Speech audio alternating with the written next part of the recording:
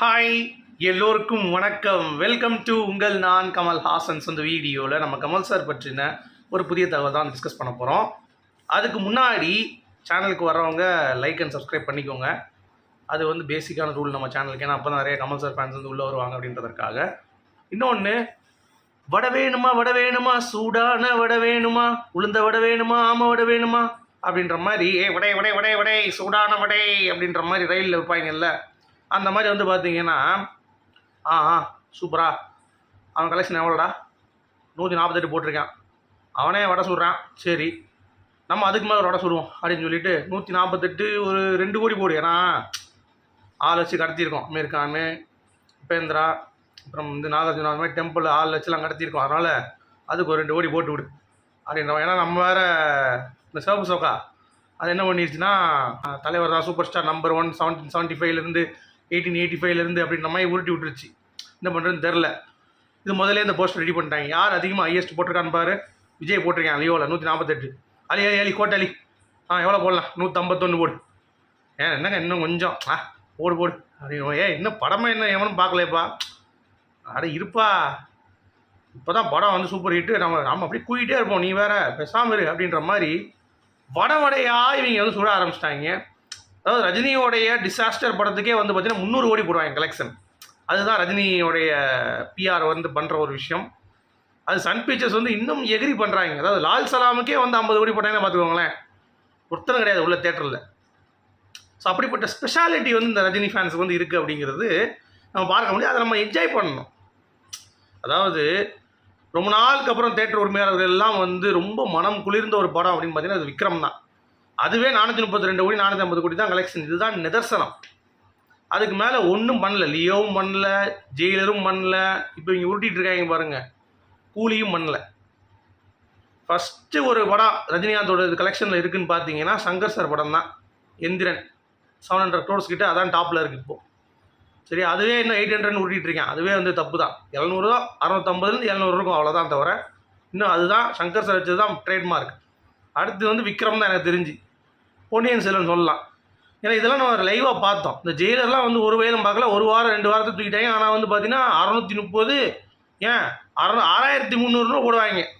ஏன்னா நீங்கள் வேணால் பாருங்களேன், இது எவ்வளோ காமெடி இனிமேல் கூலியில் நடக்க போகுது அப்படின்னு சொல்லிட்டு. ஏன்னா படம் அடுத்து வாச அவுட். இப்போ சாட்டர்டே சண்டேலாம் ஒருத்தனும் இல்லை, கூட்டம் இதாக தான் இருக்குது. ஒன்றும் அந்தளவுக்கு கூட்டம் இல்லை.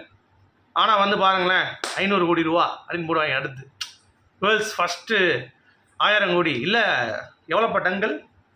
இந்த சிவப்பு சோக்கை கேட்பான், எவ்வளோ படங்கள்? 1800 கோடி. அதான் ஃபஸ்ட்டா 1801 போடு. ஏன் அது மொய் வச்ச மாதிரி இருக்கட்டும்டா அப்படின்ற மாதிரி. டேய் சிவப்பு சோக்கா, அறிவு ஏதாவது இருக்காடா உனக்குலாம்? நீ ஒரு வார்த்தை உனக்கு வந்து இப்போ சொம்படிச்சா நீ வந்து பெரிய ஹீரோ, நீ வந்து ப்ரொமோட் பண்ணி விடுவ. உன்னை எதிர்த்து ஒருத்தன் கேள்வி கேட்டால் நீ வந்து தள்ளி விட்டுருவ. என்ன மாதிரி வில்லத்தனம் பண்ணியிருக்காங்கய்யா. ஸோ அதனால் உங்களுக்கு வட்டை வாங்கி சாப்பிடணுன்னு ஆசை வந்துச்சுன்னா ரஜினி படத்திற்குள்ள போஸ்டரில் நீங்கள் வந்து பார்த்துட்டு சூட ஒரு டீயோட அதை ஒரு சாப்பிட்டீங்கன்னா கொஞ்சம் சூப்பராக இருக்கும் அப்படிங்கிறது தான். ஏன்டா இந்த பொழப்பு, இதுக்கு போய் 4 பேர்ட்டு பிச்சை எடுங்கடா அப்படின்ற மாதிரி தான் இருக்குது. படம் மக்கள் கழுவி ஊற்றிட்டு இருக்கேன் உட்காந்துக்கிட்டு. லோகேஷே வந்து பார்த்தீங்கன்னா என்ன பண்ணுறது தெரியாமல் இப்போ அமெரிக்கான்னு வேறு இப்போ ரிவ்யூ போயிருக்கோம். ஏன்னா பீச்சில் வந்து உச்சா போயிட்டு நாய்க்குட்டியை கூப்பிட்டு போகிறப்ப உச்சா போகிறாங்க வருவான் பார்த்தீங்களா, சீரிஸ்லாம் போட்டு. அந்த மாதிரி வில்லன்னு சொல்லி வந்துட்டு, எப்பா பீடி கிடைக்குமா, இந்த பீடி அதுவும் ஒரு கட்டாக வாங்கிட்டு போகிறேன். அமெரிக்கான பொறுத்த இந்த படத்தை வேறு ஒரு வெங்காயம் பண்ணல, வேறு மேக்கிங் ஒரு வெங்காயமும் இல்லையா. அதனால் என்ன ஆச்சு, இப்போ அடுத்த படம் வந்து நான் இரும்பு கை மாயா வச்சுருக்கேன்னா நீ இரும்பு கை மாயாவி வை, இல்லை இரும்பாத கை மாயாவி வை, எனக்கு அது வேண்டாம். நான் ஓரமாக போய் வந்து பார்த்தீங்கன்னா ஏதாவது படத்தை போட்டுட்டு போய் படுத்துக்கிறேன், நீ ஏதாவது பண்ணி தொலை அப்படின்ற. ஏன்னா உனக்கு எல்சியூ தவிர ஒன்றும் வரல அப்படின்னு சொல்லிடுவான். உடனே இப்போ லோகேஷ் வந்து என்ன முடிவில் இருக்காப்புல அப்படின்னா, கைதிட்டு முடிச்சுட்டு விக்ரம் முடிச்சுட்டு நம்ம கெரியரையும் முடிச்சிடுவோம். ஏன்னா அடுத்தடுத்து இதை வச்சு ஓட்ட முடியாது அப்படிங்கிறது வந்து தெளிவாயிட்டாப்புல. ஸோ எனக்கு தெரிஞ்சு விக்ரம் 2 வந்து கமல் சார் கடைசி படமாக இருக்குமோ, ரஜினிகாந்த் கடைசி படமாக இருக்குமோ தெரில, லோகேஷ் கடைசி படமாக இருக்கும்னு நினைக்கிறேன். நான் அவ்வளோ வீக் ஃபிலிம் மேக்கிங்காக இது வந்து இருந்துச்சு அப்படிங்கிறதுல எந்த ஒரு மாற்று கருத்தும் இல்லை. ஸோ நீங்கள் இதை எப்படி பார்க்குறீங்க அப்படிங்கிறத சொல்லுங்கள். இன்னும் நிறைய வசூல் வடைகள் வரும் சன் பிக்சர்ஸ்லேருந்து, அதை டெய்லி நம்ம வந்து வச்சு செய்வோம் அப்படிங்கிறது தான் வந்து பாயிண்ட். ஓகே, ஸோ இது நடந்தது. அப்புறம் இன்றைக்கி விஐடியில் சிங்கம் கதை இறங்கிருச்சு. கமல் சார் வந்து பார்த்தீங்கன்னா இறங்கிட்டு, அதாவது ஒரு 8th ஸ்டாண்டர்டில் பாஸ் ஆகாத ஒரு பையன் விஐடியில் போய் அங்கே ஒரு அலுமினி மீட்டில் வந்து பார்த்தீங்கன்னா கலந்துக்கிறது அப்படிங்கிறது எவ்வளோ பெரிய பாக்கியம். ஸோ விஐடி எங்கே விஐடி, கூகுள் போயிருக்காரு, ஹார்வர்டு போயிருக்காரு, அவருக்கு என்ன விஐடி அப்படிங்கிற மாதிரி சொல்கிறீங்க, எனக்கு புரியுது. பட் இதுதான் சொல்கிறேன். அதில் ஒருத்தன் கேள்வி கேட்குறான், சார் நான் வந்து லோகேஷ் கனகராஜ் மாதிரி, மணிகண்டன் மாதிரி, கௌதம் வாசுதேவ் மாதிரி உங்கள் முன்னாடி நான் நிற்கணும் சார் அப்படின்னா. அது ரொம்ப கஷ்டம் தம்பி, இனிமேல் அதை நீ போராடணும், நல்லா பண்ணணும், கமான் விட்றாத உன்னோட ஆம்பிஷனை பண்ணு அப்படின்ற மாதிரி சிங்கம் வந்து கர்ஜிச்சிருக்கு. ஸோ அது ரொம்ப அற்புதமாக இருந்தது. கமல் சார் வந்து பார்த்தீங்கன்னா ஆஃப்டர் லாங் டைம் கொஞ்சம் தாடி நல்லா வளர்த்துருக்காரு, ஃபேஸில் ஃபுல்லாக தாடி தான் இருக்குது. ஒருவேளை கேஎஸ் 237க்கான நியூ கெட்டப்பாக இருக்குமோ அப்படின்ற மாதிரியான சில விஷயங்கள் தோணுது நமக்கே. ஸோ வெயிட் பண்ணி பார்க்கலாம், சரியா? ஸோ லோகேஷ் அடுத்து விக்ரம் 2 தான் பண்ண போகிறார் அப்படின்ற மாதிரியான தகவல் வெளியே வருது. பண்ணால் லோகேஷ் தப்பிச்சிருவார், இல்லை இரும்பாத கை மாயாவி அப்படின்ற மாதிரி அமெரிக்கா ஐயா ஆளவுரா சாமி அப்படின்ற மாதிரி ஒரே ஓட்டம் முடிவார்னு நினைக்கிறேன். ஸோ அதெல்லாம் வந்து பார்ப்போம்.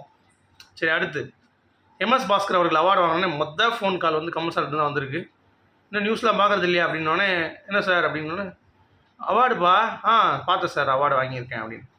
சரி, ஏன் அப்படின்றாரு. ஏன்னா ஏன் அவார்டு வாங்கினீங்க சொல்லிங்களா சார்? இல்லை ஏன் இவ்வளோ லேட்டாக உங்களுக்கு கிடச்சிருக்கு? சரி, ஒரு விஷயம் சொல்கிறேன், அவார்டு வந்துருச்சு, தலையில் தூக்கி வச்சுட்டு விட்றாதீங்க, இன்னும் நல்லா பண்ணுங்க அப்படின்ற மாதிரி அட்வைஸ் கொடுத்துருக்காரு. அது வந்து ரொம்ப ஷேர் பண்ணிகிட்டு இருந்தார் நம்ம எம்எஸ் பாஸ்கர் அவர்கள். சரி, அடுத்து Indian 3 poster August 15 independence day, Indian தாத்தா அப்படி இப்படின்றீங்க. இண்டிபெண்டன்ஸ் டே அன்றைக்கி அட்லீஸ்ட்டு ஒரு போஸ்டர். ஏன் சங்கர் இப்படி ஏமாத்துறீங்க? ஒரே ஒரு போஸ்டர் இந்தியன் 3 இந்த மாதிரி ரிவைவிங், இல்லை சூன் இன் தேட்டர்ஸ், இல்லை ஏதோ ஒரு ஒரு போஸ்டரை போட்டு we are back, we are working, இல்லை happy independence day from Indian 3 team, Indian தாத்தா அப்படின்ற மாதிரி போட்டு உங்களுக்கு விடுறதுக்கு ஒரு ப்ரொமோஷன் வந்து இல்லையா? இல்லை லைகா ப்ரொடக்ஷன் கூட சேர்ந்து எப்படி ப்ரொமோட் பண்ணணும்னு படம் தெரியாமல் சன் பிக்சர்ஸ் மாதிரி வடையாக கூவ மாட்டுறீங்க யாருமே. உங்களுக்கு கூவ தெரில அப்படிங்கிறது தான். ஸோ இந்த ஒரு விஷயம் ரொம்ப வந்து எனக்கு கஷ்டமாயிடுச்சு. ஏன்னா ஒன்றுமே இல்லையே, போஸ்டர் இல்லை, ஒரு வெங்காயம் இல்லை அப்படிங்கிறப்ப கொஞ்சம் ஏமாற்றம் ஆயிடுச்சு. ஏமாற்றிட்டார் நம்ம சங்கர் அப்படிங்கிறது பார்க்க முடியுது. அடுத்து நம்ம வசூல் வடை ரஜினிகாந்த் அவர்கள் படத்தில் மட்டும் டைலாக் பேசுவாப்பில், உங்கள் அப்பா இல்லைன்னா நான் இந்த இடத்துல இப்போ இல்லை, நான் ஏன் இடத்தை வந்து அவர் தான் கொடுத்தார் அப்படின்ற மாதிரியான ஒரு சீக்வன்ஸில் வந்து டைலாக் அங்கே பேசுவார். அப்புறம் அவர் பண்ணதுக்கு முன்னாடி நான் எதுவுமே கிடையாது அப்படின்ற மாதிரிலாம் வீர வசனம் பேசுவார். ஆனால் நிஜத்தில் ஒரு ட்வீட் போட்டிருந்தாருன்னா தேங்க்யூ நண்பா அப்படின்ற மாதிரி கூட திருப்பி ரிப்ளை பண்ண மாட்டார். இவர் வந்து பார்த்தீங்கன்னா படத்தில் மட்டும் பார்த்தீங்கன்னா வடையை சுட்டுட்டு இருப்பார் அப்படிங்கிறது பார்க்க முடியுது, சரியா? ஸோ இது என்ன சார் ரஜினி சார் அப்படின்ற மாதிரி தான் இருக்குது. ஏன்னா தேங்க்யூன்னு சொல்லிட்டு எல்லாத்தையும் ஒரு பேரில் போட்டிருக்காப்புல, ஒரு ரிப்ளை பண்ணுறது வலிக்குதாயா அப்படின்ற மாதிரி தான் இருந்துச்சு. இதை நீங்கள் எப்படி பார்க்குறீங்கன்னு சொல்லுங்கள். அடுத்து சுகாசினி மேம் அவர்களுடைய பர்த்டே இன்னைக்கு. So Kamal sir and Suhasini அவர்களுடைய ஒரு கனெக்ஷனே வந்து பார்த்தீங்கன்னா பயங்கரமாக இருக்கும். அங்கிள் தான் கூடுவாங்க கமல் சாரை, பட் சித்தப்பா தான் கமல் சார். ஆனால் நீங்கள் நல்லா கவனிச்சிங்கன்னா அவங்கள வந்து சினிமாக்குள்ளே போகக்கூடாதுன்னு சொல்லி அவங்க குடும்பத்தில் எதிர்ப்பு இருந்தப்போ கமல் சார் தான் நல்லா சப்போர்ட் பண்ணி உள்ளே கொண்டு வந்தாங்க. ப்ளஸ் ராஜபாறை படத்தில் ஒர்க் பண்ணும்பொழுது ஒரு ஷாட் வந்து பார்த்தீங்கன்னா பெயிண்டிங்கில் இருக்கும், அதுலேருந்து அப்படியே டேரெக்டாக கன்வெர்ட் ஆகும்ல ஒரு ஷாட்டு. அதை வந்து இவங்க தான் ஐடியா பண்ணி புரிஞ்சுக்கிட்டாங்களா முதல் கமல் சார் சொன்னதை. அதை வந்து அந்த கேமராமேன் வரல, நான் தான் எடுத்தேன் அப்படின்ற மாதிரி பெருமையாக சொல்லிட்டு இருப்பாங்க. ஸோ அந்த மாதிரி ஒவ்வொரு விஷயமும் கமல் சாரை அணுவாக புரிஞ்சு இருக்கிற ஒரு கேரக்டர்னால் நம்ம சுகாசினி மேம் அவர்கள். ஸோ அவங்களுக்கு இன்றைக்கி பர்த்டே நம்ம வந்து வாழ்த்துக்கள் தெரிவிச்சுக்கலாம், உங்கள் நான் கமல்ஹாசன் சார்பாக அப்படிங்கிறத சொல்லிவிட்டு, அடுத்து இன்றைக்கி மக்கள் நீதி மையம் 79வது சுதந்திர தின போராட்டத்துக்கு கொடியேற்றினாங்க ஆஃபீஸில் அப்படிங்கிற ஒரு டீட்டெயில் அது வந்திருக்கு. ஸோ அந்த ஃபோட்டோஸ்லாம் பார்த்து நல்லா இருந்தது. அடுத்து வந்து பார்த்திங்கன்னா இன்னொரு முக்கியமான அப்டேட், இந்த டிசைனர் ஆடை டிசைனர் இருக்கார்ல குமார் அப்படின்ற ஒரு ராஜ்கமல் மற்றும் மணிரத்னம் அவர் இறந்தார்ல, அதுக்கு முன்னாடியே கமல்ஹாசன் அவர்கள் வந்து அவரை ஆஸ்பத்திரி சேர்க்க முடியாமல் கஷ்டப்பட்டு இருந்தப்போ அவரே வந்து போய் நேரில் பார்த்துட்டு ராமச்சந்திரா மருத்துவமனையில் போய் சேர்த்துருக்காரு. அப்புறம் அது 2 நாளுக்கு அப்புறம் அவர் வந்து இறந்துட்டார். பட் இருந்தாலும் சொல்கிறேன், அவரை மெனக்கடல் எப்பயோ ஒர்க் பண்ணிட்டாங்க, இல்லை ஒர்க் பண்ணவங்க எல்லாத்துக்குமே வந்து அவர் வெளியே சொல்லாமல் செய்கிறார் பார்த்தீங்களா கமல் சார். அவருடைய மனசு அப்படிங்கிறது மிகப்பெரிய ஒரு விஷயம். ஸோ உங்களுடைய கருத்துக்கள் மீண்டும் சந்திப்போம்.